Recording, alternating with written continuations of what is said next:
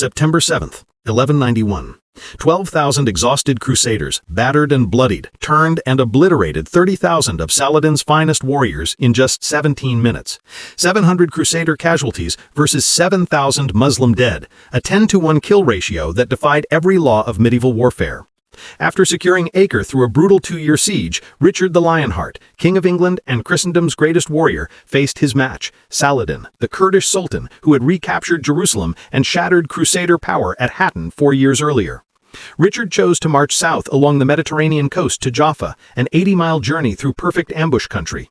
Saladin smiled when scouts reported this. He'd been planning for exactly this move. The coastal road offered rolling hills on the left, the sea on the right, a narrow corridor of death with no room to maneuver. As 30,000 Muslim warriors gathered in the hills, Richard did something that seemed like madness. He ordered a pace of just 10 miles per day, stretching what should have been 3 days into 8. He was giving Saladin more time, more opportunities to attack. Starting September 3rd, the deadliest game of patience began. Muslim horse archers swept in, unleashing a constant rain of arrows, not to destroy, but to torment. Over 3 days they loosed 400,000 arrows. The heat became an enemy deadlier than the shafts. Men marched in full armor under temperatures exceeding 115 degrees Fahrenheit. Every crusader carried at least 40 pounds of metal that became an oven under the desert sun. Richard's genius revealed itself in his orders. No one charges without the signal. 3 trumpet blasts.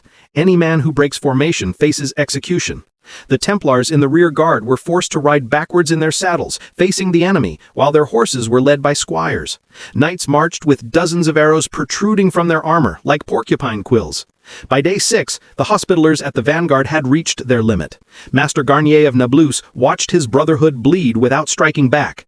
His men spoke of charging with or without orders. On the 7th day, Saladin realized his mistake. The Crusaders hadn't broken. They were coiled tighter than a trebuchet spring. He made a fateful decision: commit everything. Dawn on September 7th brought unprecedented numbers. Saladin threw his entire host at the Crusader rear, attempting to roll up the column like a carpet. At 9 a.m., a coordinated hammer blow struck the Hospitallers. Thousands of horse archers converged, darkening the sky. Saladin's nephew Taqi al-Din led a charge directly at the Hospitallers' standard, a calculated insult designed to break their legendary discipline. It worked. Master Garnier, seeing red after 7 days of suppressed rage, cried out, "I can bear this no longer." Without waiting for Richard's signal, he couched his lance. 300 Hospitallers exploded into a full charge. Richard had 3 seconds to decide: recall them and watch them die, or commit everything. Military genius shows itself in split-second decisions. The Lionheart didn't hesitate. 3 trumpet blasts split the air, the sound every crusader had been praying to hear for 7 agonizing days.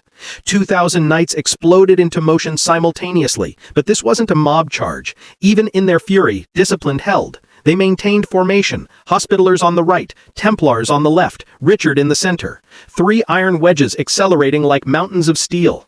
This was 7 days of suppressed violence released in a single moment. At impact velocity of 35 miles per hour, mounted knights generated kinetic energy equivalent to a modern car crash.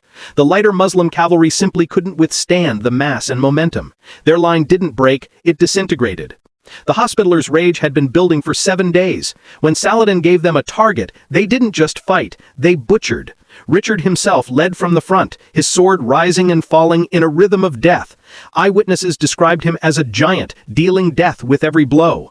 From first impact to total collapse, 17 minutes. Saladin's banner fell, abandoned as its bearers fled. The greatest Muslim general of the age was swept away in the rout, his bodyguard literally dragging him from the field. The killing ground at Arsuf defied belief. 7,000 bodies carpeted the plain in 17 minutes, more dead than entire day-long battles like Hastings produced. The Crusaders returned having lost just 50 knights in the charge, with 700 total casualties, mostly from the morning's harassment. But Richard's greatest genius came next. He refused to pursue.